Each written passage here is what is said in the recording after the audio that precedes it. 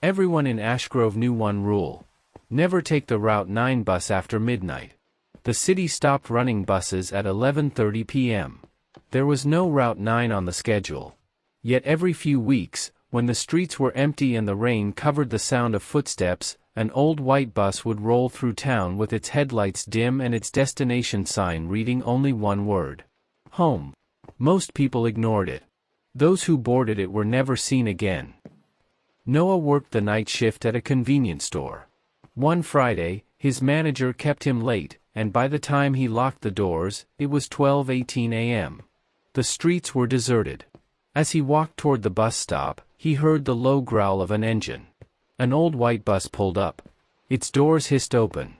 There were no route numbers. Only one glowing word: home. The driver wore a gray uniform and black gloves. His face was hidden beneath the brim of his cap. "You getting on?" the driver asked. His voice sounded wrong. Like several people were speaking at once. Noah hesitated. "It's freezing," the driver said. "I'll take you home." Against his better judgment, Noah stepped inside. The doors closed.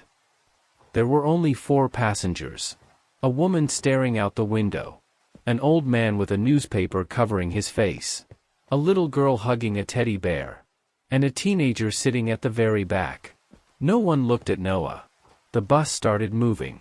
Outside, the city disappeared into thick gray fog. After 10 minutes, Noah realized something. The bus had never turned. The road stretched perfectly straight in every direction. The streetlights were gone. So were the buildings. Only endless darkness remained. The little girl suddenly spoke. "Don't look outside." Noah frowned. "What?" She tightened her grip on the teddy bear. "It looks back." A chill ran through him.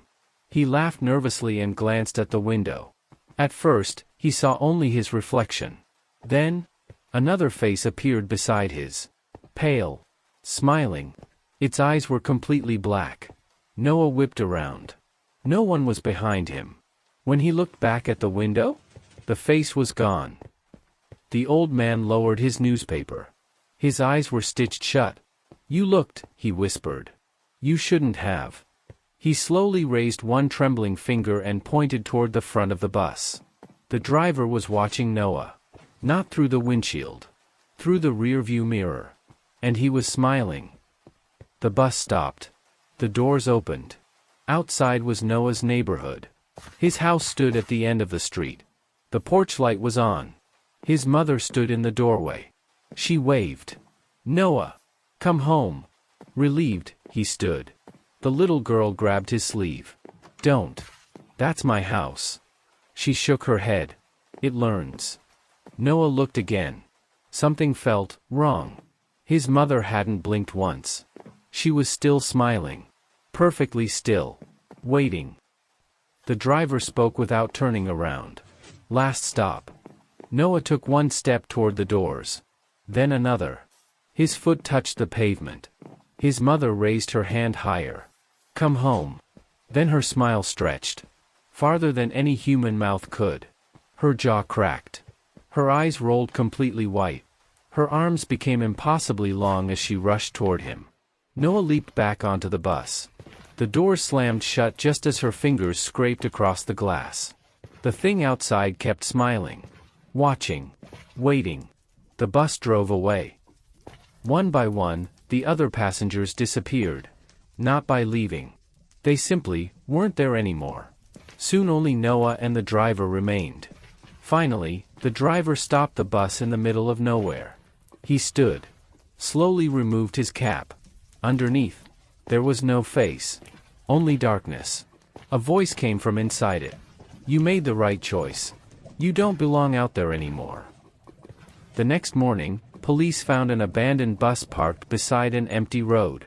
It had no license plate. No engine. No driver's seat. Inside, they found only 5 dusty photographs. A woman. An old man. A little girl. A teenager. And Noah. All 5 were sitting on the same bus. All 5 were smiling. When investigators counted the seats, they found something strange. There were only 4. They checked again. Still 4. Yet every photo clearly showed 5 passengers. To this day, if you miss the last bus and hear an old engine behind you, don't turn around. If the destination sign says home, walk away. Because once you step aboard, you'll never reach the place you were trying to go.